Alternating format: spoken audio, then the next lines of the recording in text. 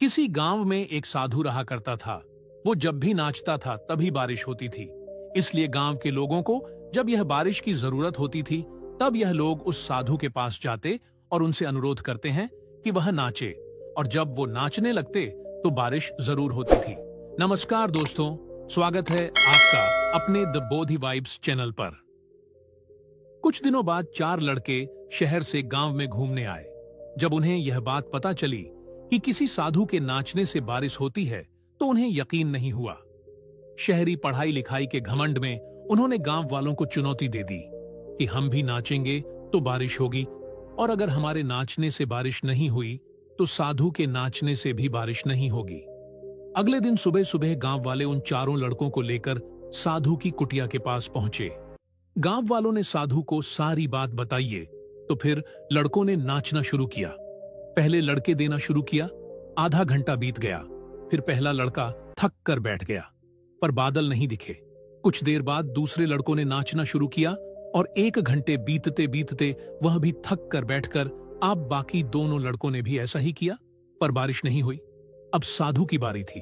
उसने नाचना शुरू किया। 1 घंटा बीत गया, पर बारिश नहीं हुई। साधु फिर भी नहीं रुका। वह नाचता ही रहा। नाचते नाचते 2 घंटे बीत गए, पर बारिश नहीं हुई।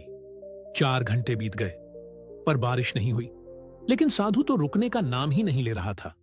धीरे धीरे शाम ढलने लगी कि तभी बादलों की गड़गड़ाहट सुनाई दी और थोड़ी देर बाद जोरों की बारिश होने लगी।